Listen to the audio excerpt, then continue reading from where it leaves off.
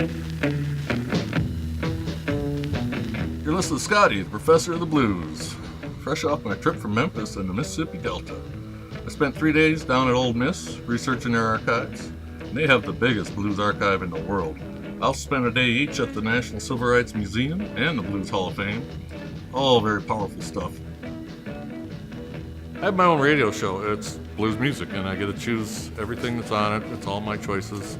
There's a library there of just a whole room just full of albums, where I can go through it. I can pick through the albums. I find my favorite ones.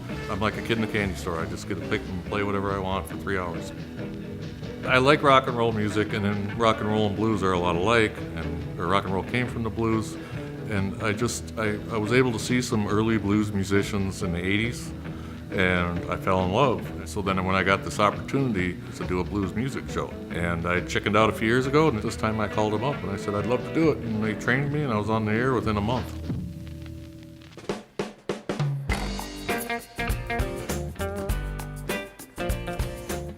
I started out, I was a chef right out of high school. I started as a cook and I moved my way up to chef within a few years, and I did that for 30 years.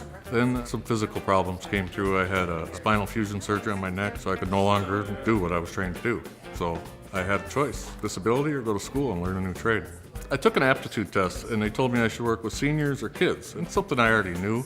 And I thought teacher would be the perfect thing. My first inclination when I got here was elementary education, and I joined that program. But then after my freshman year, I went into secondary education. I'm going to be a high school English teacher. My research project's about the effects of blues music on the English language. In my research, I decided to focus on 5 or 6 words. I picked conjure, hoodoo, mojo, catfish, and the word the blues.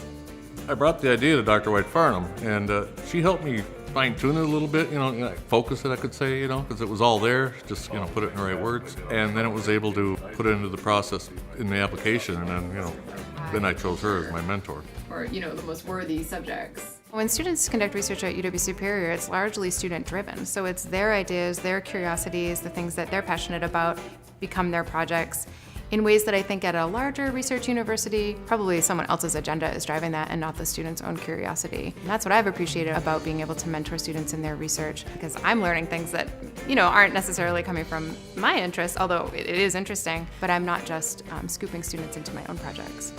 Besides going to school in my research here, I work at the Veteran Non-Traditional Student Center, and we work with students that are coming back to school like myself that are veterans or non-traditional, and we help them navigate the path that is school.